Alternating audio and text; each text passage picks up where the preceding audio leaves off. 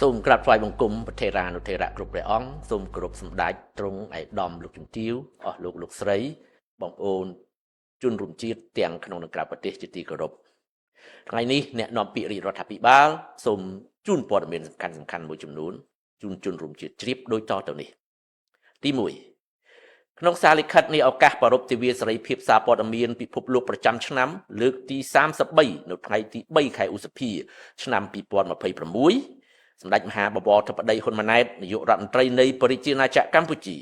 បានសម្ដែងការអបអរសាទរយ៉ាងកក់ក្ដៅនិងបានវាយតម្លៃខ្ពស់ចំពោះតួនាទីដ៏សំខាន់របស់អ្នកសារព័ត៌មានអ្នកផលិតមាតិកានិងគ្រប់អង្គភាពសារព័ត៌មានទាំងបែបប្រពៃណីនិងបែបទំនើបទាំងអស់ដែលបាននឹងកំពុងបំពេញតួនាទីដ៏សំខាន់នៅក្នុងការផលិតផ្សព្វផ្សាយព័ត៌មានពិតបម្រើផលប្រយោជន៍សាធារណៈនិងបានរួមចំណែកក្នុងការអភិវឌ្ឍសង្គមកម្ពុជាសារព័ត៌មានជាដៃគូយុទ្ធសាស្ត្ររបស់រាជរដ្ឋាភិបាលនៅក្នុងការកសាងសង្គមព័ត៌មានពិតត្រឹមត្រូវដើម្បីបង្កើនជំនឿចិត្តសាធារណៈនិងការពារស្ថិរភាពសង្គម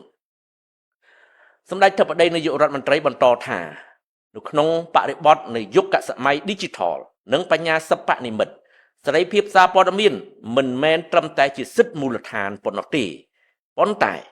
គឺជាសមត្ថភាពយុទ្ធសាស្ត្រមួយក្នុងការចូលរួមលើកកម្ពស់សន្តិសុខព័ត៌មាននិងត្រូវតែដើរទន្ទឹមគ្នាជាមួយនឹងការគោរពច្បាប់ក្រមសីលធម៌សុចរិតភាពវិជ្ជាជីវៈការទទួលខុសត្រូវសង្គមការរក្សាសណ្ដាប់ធ្នាប់សាធារណៈនិងសន្តិសុខជាតិការធានាសុវត្ថិភាពព័ត៌មានការរក្សាព័ត៌មានសម្ងាត់របស់ជាតិក្នុងកលៈទេសៈនៃវិបត្តិនិងការគ្រប់គ្រងសណ្ដាប់ធ្នាប់សារព័ត៌មានមិនមែនជាការរឹតបន្តឹងសេរីភាពសារព័ត៌មាននិងសេរីភាពនៃការបោះពុម្ពផ្សាយនោះទេប៉ុន្តែវាគឺជាការធានាទី1ការផ្ដល់ព័ត៌មានជូនប្រជាពលរដ្ឋទី2ការធានាបាននូវសន្តិសុខព័ត៌មានដែលរួមមានសិទ្ធិទទួលបានព័ត៌មាន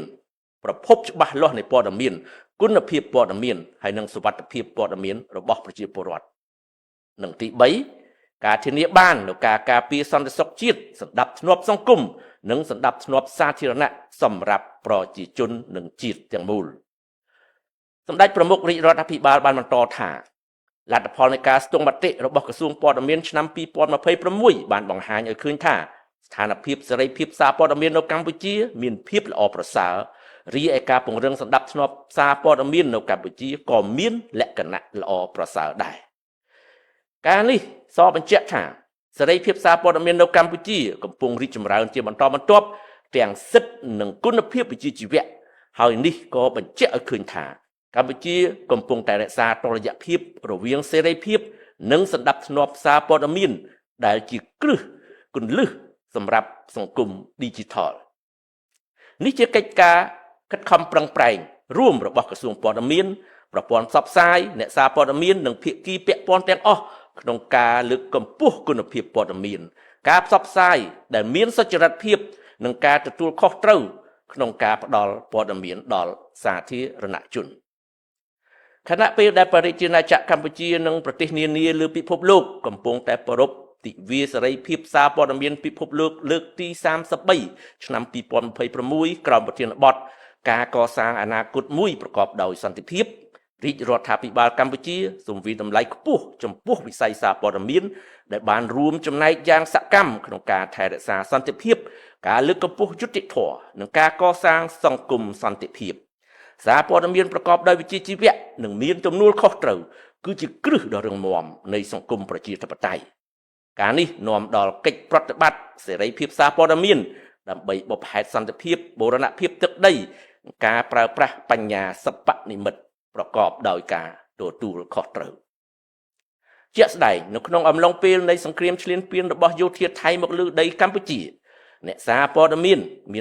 ដើរតួនាទីយ៉ាងសំខាន់ក្នុងការផ្សព្វផ្សាយព័ត៌មានពិត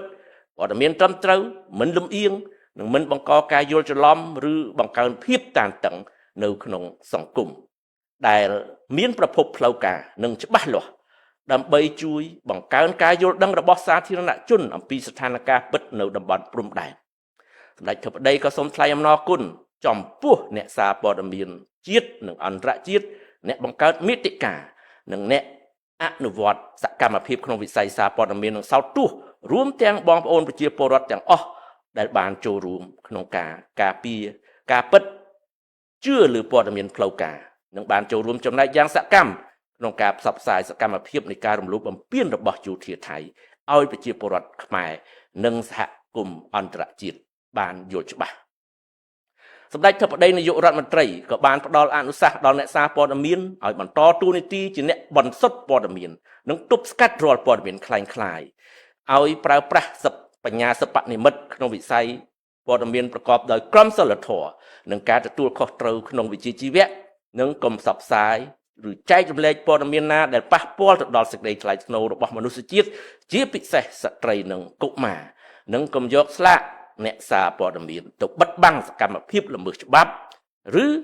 បំរើឲ្យរបៀបវិរៈរបស់ក្រុមអមិត្តដែលមានបំណងបង្កអន្តរាយដល់ជាតិដោយក្បត់មនសិការវិជ្ជាជីវៈដើម្បីតែផលប្រយោជន៍ផ្ទាល់ខ្លួនសម្ដេចធិបតីបានគូបញ្ជាក់ថាសេរីភាពសារព័ត៌មាននៅកម្ពុជានឹងត្រូវបានបន្តការពារនិងលើកកម្ពស់តាមគោលការណ៍នៃច្បាប់សុចរិតភាពនិងការទទួលខុសត្រូវដើម្បីបម្រើប្រជាជនការពារជាតិនិងរួមចំណែកដល់សន្តិភាពក្នុងតំបន់និងក្នុងពិភពលោក